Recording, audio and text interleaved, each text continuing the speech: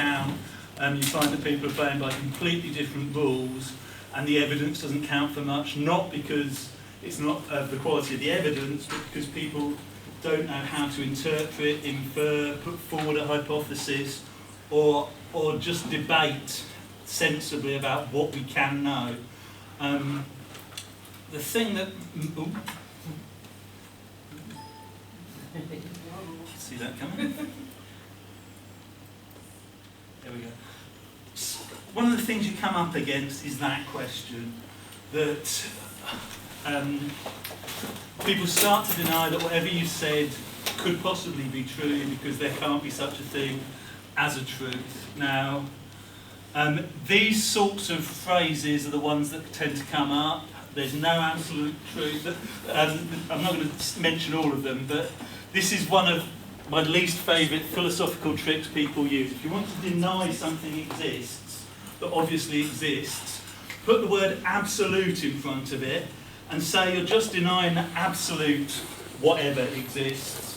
But of course we all accept that relative truth exists. Or if you want to deny that chair exists, we could say, I'm not denying that chairs exist. We all experience chairs. There's no absolute chairs. There's only these relative chairs that we perceive. Down the bottom there, of that is one that I've come across recently.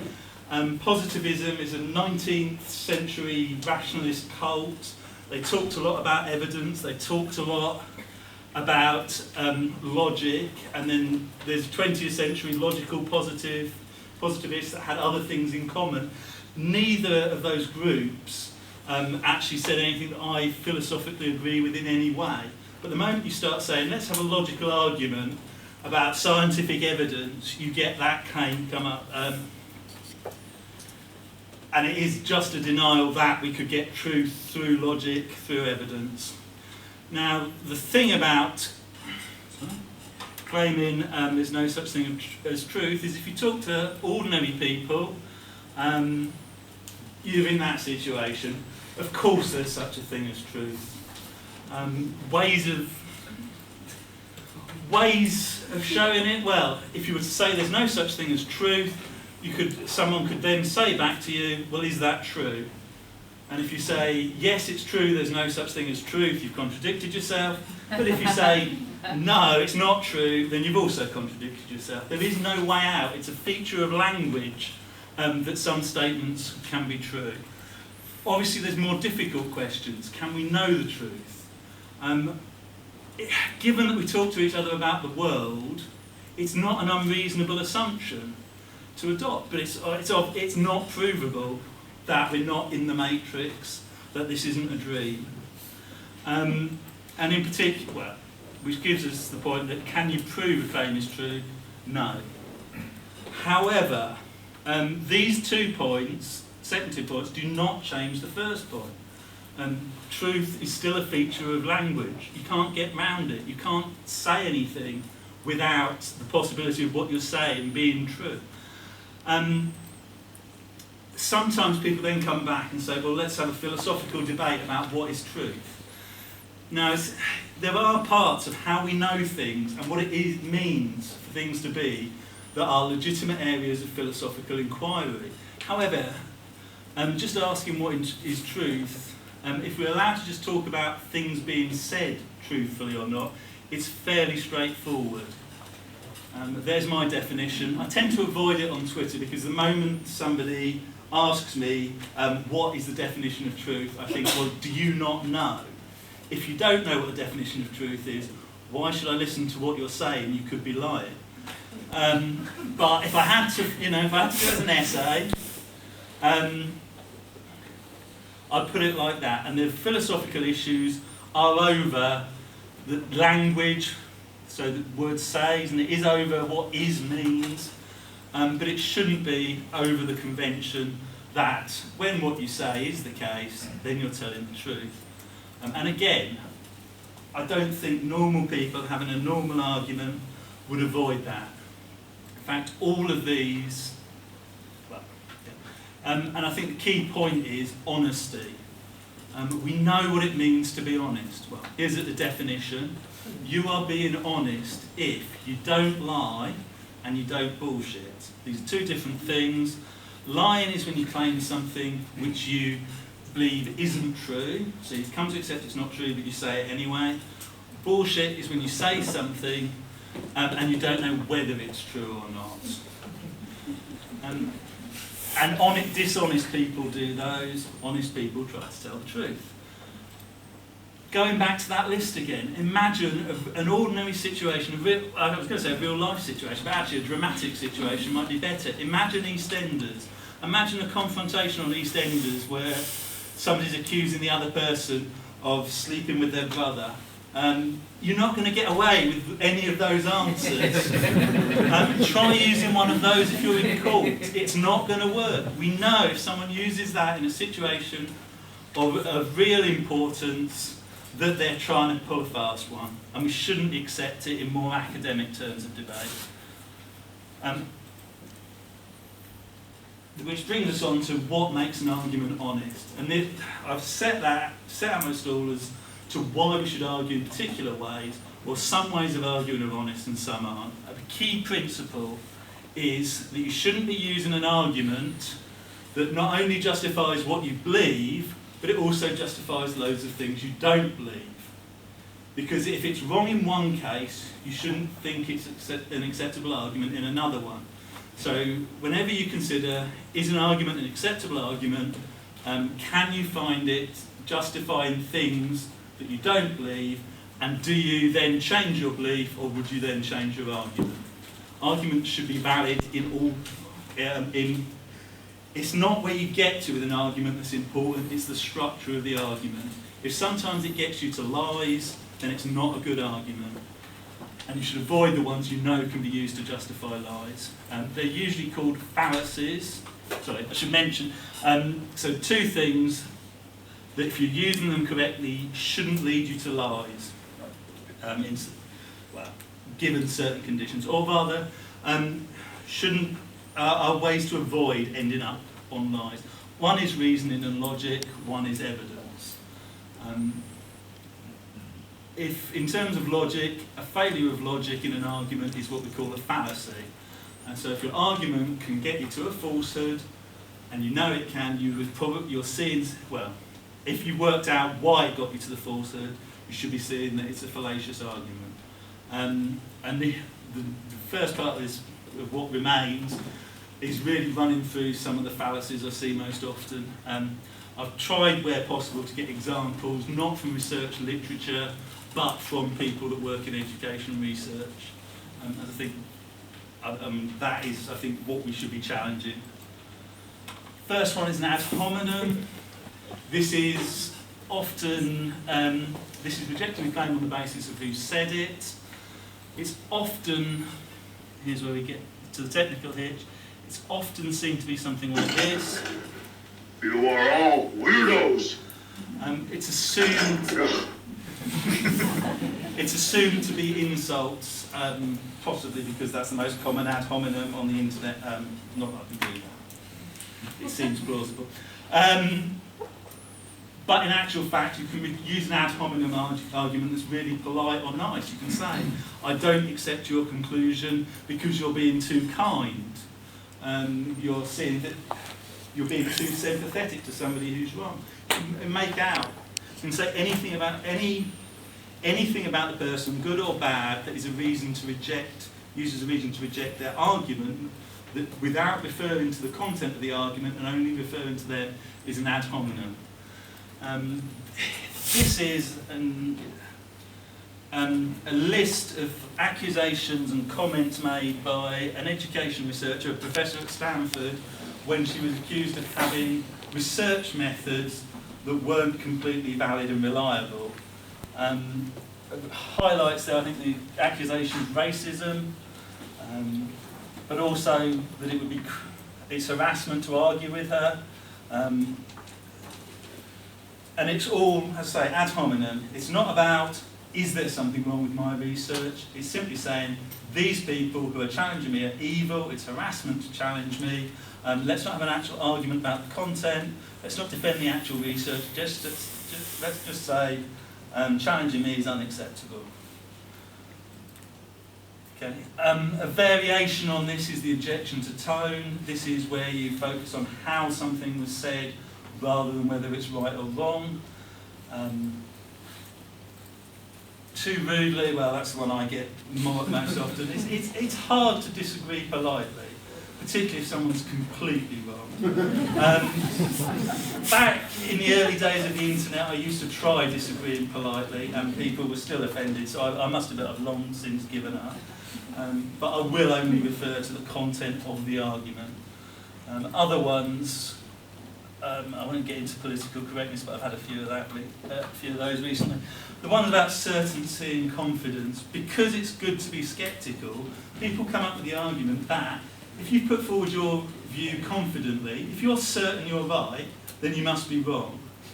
The reason that I think that's transparently a bad argument, of course, is because if everyone that disagrees with you isn't sure they're right, or isn't sure they've got a convincing argument, that should mean it's more likely that you're right than if they are sure they've got a convincing argument. You should ignore both and just look at the content. But certainty, you shouldn't be dismissing people because they're certain.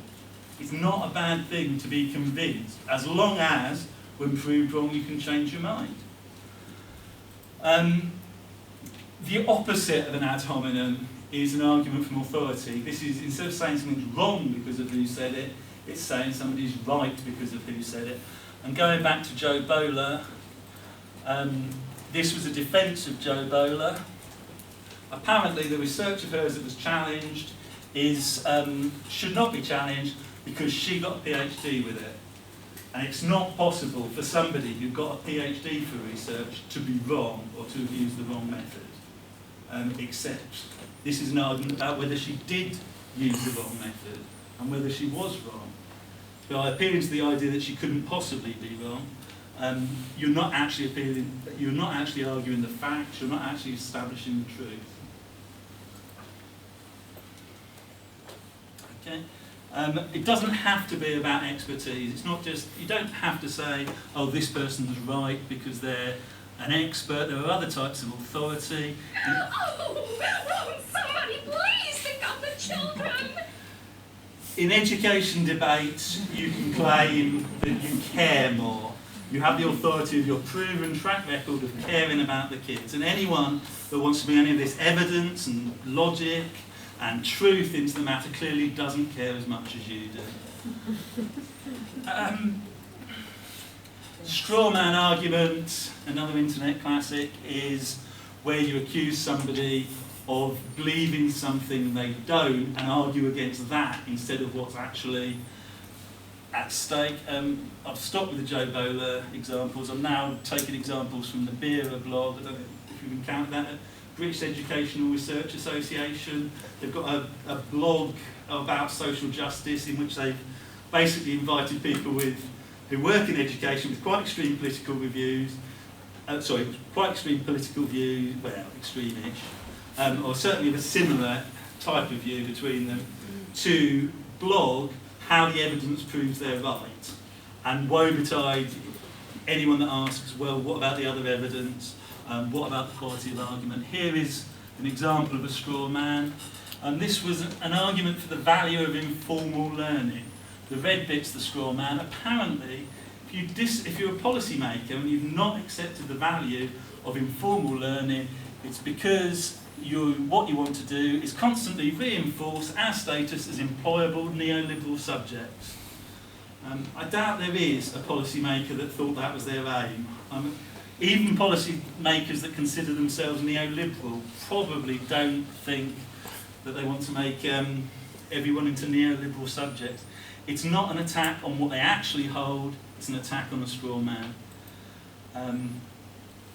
Equivocation, very common. This is where you argue over the meaning of words. There's nothing wrong with that. Some people dismiss an argument saying, well, that's semantics, as if discussing what you mean is unimportant. What you mean is important, but you can't just switch to fit your argument. You can't change the meaning of the word mid-argument. You can't fiddle with you can't redefine words arbitrarily. So it's using words ambiguously. Like the following, and I'm not really talking about the research here, I'm just talking about education debate. I don't think I've ever seen an argument over any of those things that didn't involve people using completely different definitions of them. There's actually sometimes it's even more normal, as I've seen arguments where people redefine the word reading or redefine the word teaching. This is probably the most famous example of equivocation, which I will put on to give myself a The statement of your attorney, Mr. Bennett, Paul Jones' deposition. Counsel is fully aware, page 54, line 5. Counsel is fully aware that Ms. Lewinsky has an affidavit which they were in possession of, saying that there is absolutely no sex of any kind, in any manner, shape, or form with President Clinton. That statement is made by your attorney in front of Judge Susan Moore, correct? That's correct. That statement is a completely false statement. Whether or not Mr. Bennett knew of your relationship with Ms. Lewinsky, the statement that there was no sex of any kind, in any manner, shape, or form with President Clinton was an utterly false statement. Is that correct? It depends upon what the meaning of the word is. If is means is and never has been, that's one thing. If it means there is none, that was a completely true statement.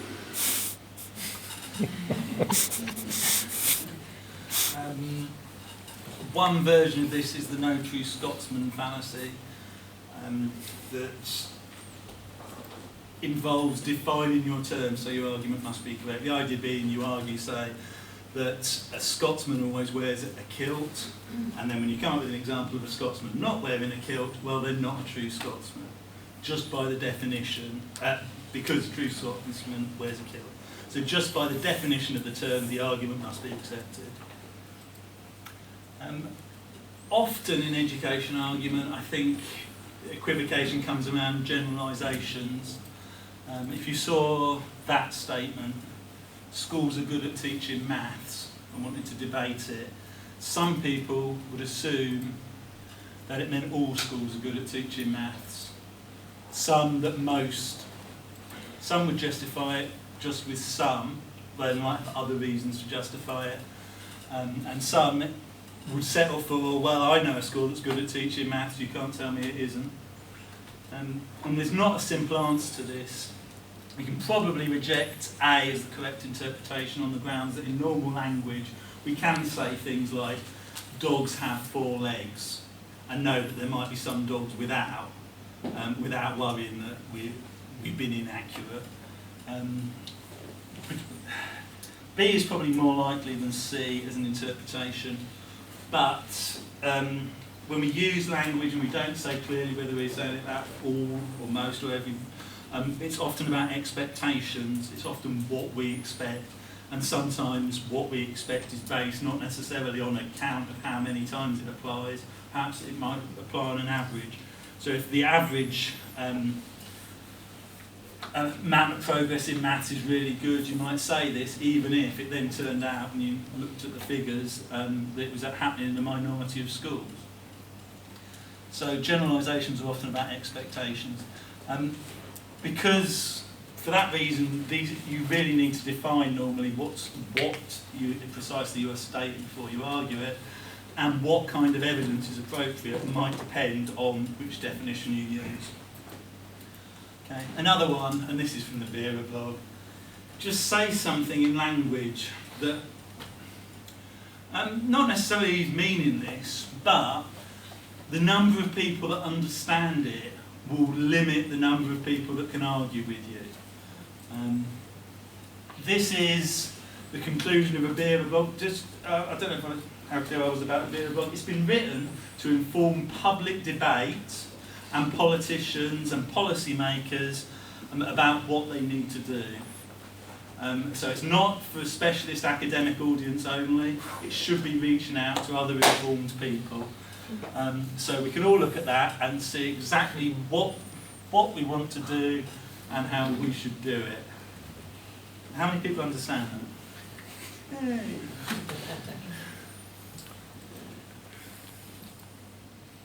Okay. The best way, and this is something philosophers use, is to get round equivocation is, in an argument you use the principle of charity, which is when you, whatever you're arguing against, you interpret it to be the strongest, most reasonable argument possible. So if you just want the quick thrill of saying someone's wrong, you might interpret what they're saying to be something ridiculous. You try deliberately to make their argument as strong, as sensible as possible, and then you show what's wrong with it. Okay. That is the principle of charity. That's what you should do in a debate, to avoid it just being about the meanings of words. Okay. So that was logical arguments. Evidence. I would say there's two types of evidence. I haven't even tried to work out if there's another type. There's people's lived experience. So what you personally have experienced, what other people you know have experienced. Written down, we tend to call that history. And then there's science, which is more generalisable. It covers things like psychology, which are meant to be universal facts about how the mind works. Experimental classroom studies are ones where you carefully try something, monitor it in a classroom and see and measure what happens. Observational studies in general. Experiment, you're making it all happen deliberately. Observational, it might already be happening and you collect the data. And those, for education, the most scientific research should look like that. The other experience would look more like that. And I would suggest you need to consider both and use sensible reasoning to get to some kind of knowledge. A very similar diagram to suggest that once you have the knowledge of what is the case, you also need to consider values and then still reason sensibly before you make a judgment. Lived experience, so that is what actually happened to you, what other teachers say. There is research that's simply lived experience, often called qualitative research, and includes case studies and action research, and then there's historical records. I would tend to find that I don't find this sort of research any more useful than that. In fact, I suspect most teachers choosing between a qualitative study and asking an experienced teacher for what happened would go with the latter. Certainly, sometimes qualitative research, the fact of research to be an argument from authority, but it isn't considering any more than you could learn informally. Historical records and sources could be a bit more rigorous just simply because historians have their methods. They know how to weigh evidence, how to weigh accounts of people's personal experience and what should be taken seriously. The advantages of lived experience is that even just one experience can disprove a very general claim. If people say every school has good behaviour and you know one school that doesn't, that's enough to disprove it. It can be very relevant, you're just looking at what's around you. If people have a big story about what's happening in education, and this definitely happens a lot when people are being political, but all schools are doing this, this is the agenda everyone has, those sort of stories, it could, just one person's ordinary experience can count against it. I guess an example of that would be the stories people say about what Ofsted do. But whatever story you put forward, there are usually exceptions. It's also very good for examples. If you're talking to people about how to manage a class, people like to hear, well, I did this with my class and it worked. Its disadvantages, not always representative. In fact, sometimes you just can't believe what people say they experience in schools, particularly if they're not teachers. Sometimes we just select the experiences to fit an argument.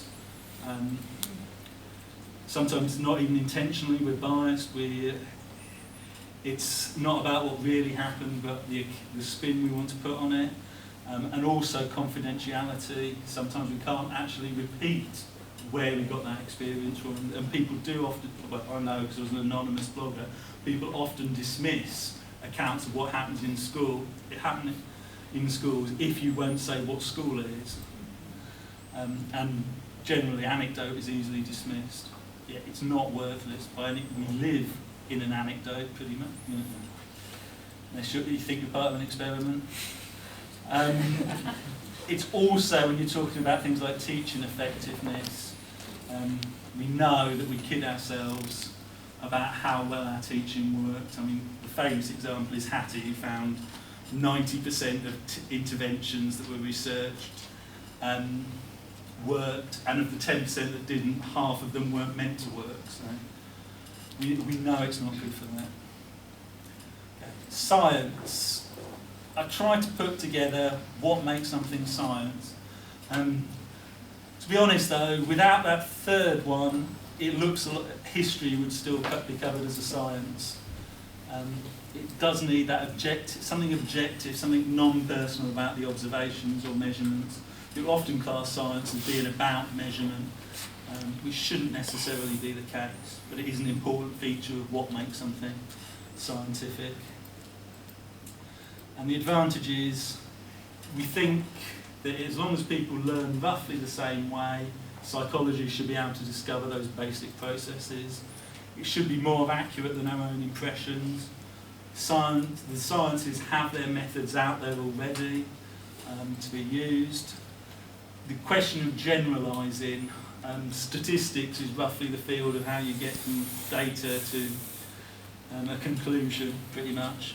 And there are those established methods, not that those methods always work as well as they should or are used correctly.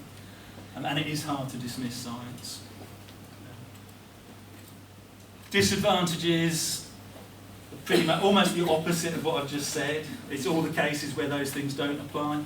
There's been complaints that psychology, because it uses weird samples, which is Western, educated, industrialised, rich, democratic countries they look at, and maybe the results of psychology actually wouldn't apply if you weren't using American undergraduates for most of the experiments. As I said before about Hattie, there is bias in classroom.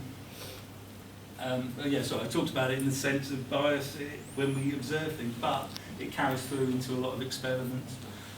Which is why there's debate over things like randomised controlled trials. I said before that it's hard to dismiss science, but the other side of that is if you dress something up as science, it can be hard to get rid of.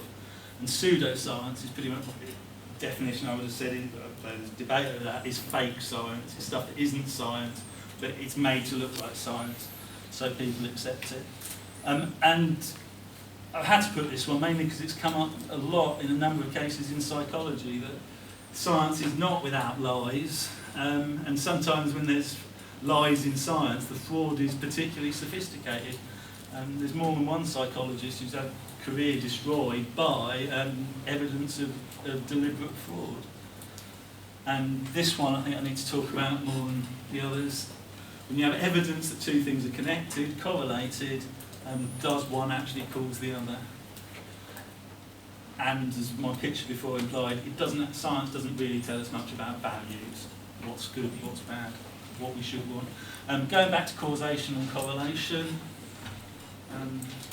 things can be connected, but which one caused the other? Did something else cause both of them? Could even be coincidence. This comes up a lot in observational studies. We see connections where there isn't causation. Putting this up, someone tell me this research was thorough, but I'm going just on the news item about it. As I say, this might just be the media interpretation, but this research interpreted the idea a correlation between being stressed and getting poor results as proof that the more stressed you get, the worse your results will be. Which might be true, but you'll get exactly the same data if expecting to get bad results might cause you stress, which is an equally reasonable explanation. You have to ask these questions. But sometimes there are limits to science, but sometimes bad arguments are used. And just saying, oh, that model of how the brain works, or that explanation is too simple, is not a good argument. You've got to prove, it can be too simple, but you've got to prove what was missed out. It's not enough to say, it's simple, it must be wrong. There's an idea with science that because it's revised, it's self-correcting, old results are unreliable, but this is wrong. I mean, Archimedes pointed out things that we still accept now. Sometimes scientific theories with good evidence just get associated with individuals, and it starts being talked about like it was one person's point of view and then dismissed on that basis. The example, recent debate a lot over Daniel Willingham's book on cognitive psychology and its application to education. People said, well, that's his ideas, that's all there is to it. But, whereas I don't think there was an original bit of research in that book. It was entirely what were the established results, what had the evidence shown, and of course it can still be wrong, but it's not one person's opinion just because one person puts it in a book that teachers read. This isn't an example of bad science, although it also is. Learning styles are often used to say that general results cannot apply generally. It's basically kids are different, therefore they can't learn in the same way. I mean, the kids differ in ability, definitely. The evidence that they differ in how they learn is far weaker. It's not impossible that they do, and certainly great differences in ability are going to seem like differences in the best way to learn. And obviously there are other things that could impair learning. But the instead of just dismissing things that are thought to be generally applicable, you do really need evidence that people learn in different ways. You can't just say, well, a general result, that's no good. And you certainly shouldn't have teachers saying, well, I know my class better, what works generally won't work for them, I'm the expert.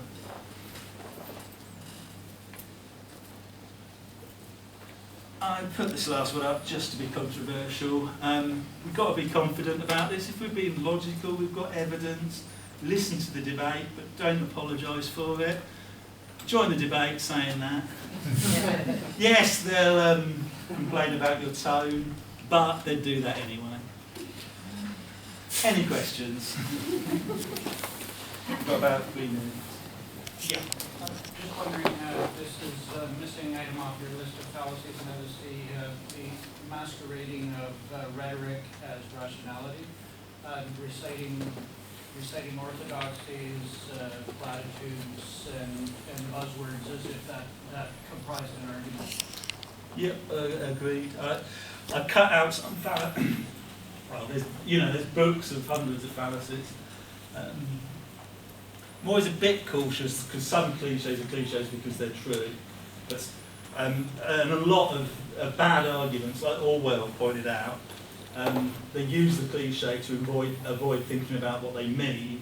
And so a lot of that is equivocation. If you have to say, well, what does that mean? Then the argument falls apart.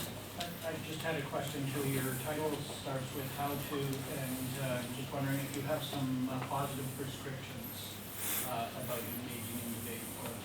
And learn what the fallacies are and avoid them. I mean, the nature of logic is the errors are are often the more interesting feature. Yes. What about context? So, for example, you could say it's wrong to kill, but in certain situations, certain contexts, that's going to be different. I would put that in that situation of generalisation and clear meaning. I mean, okay. Definitely the situations change what you can say. Yeah. And statements may change the truth of them may change in different situations. However, if it was correctly understood in the correct context, it would still be true or false. Okay. Okay. We've got about 30 seconds. We've got a quick question. Yeah. Hi, having identified bullying as an example of an ad hominem argument, can you please explain when bullying is not an ad hominem argument? It was one of your examples on the list, in quotation marks. Oh, if you call somebody a bully because they argue, because they've said you're wrong, and you say that's bullying, that's why I put it as an acronym. Basically, Jo Bowler claimed that those that disagreed with her were harassing her and bullying her by saying that her research was wrong and critiquing her research. But you don't mean to suggest that there is no such thing as bullying? No. But even if they had bullied, which I don't think stands up, a bully could still be biting the eye. It's not an incident. Ad hominems, it could be, what you're saying about someone could be a really important, but it doesn't make them wrong. You know, a murderer could be right. It doesn't make them wrong, but their opinions are wrong. We're going to have to wrap it there, ladies and gentlemen. Thank you very much.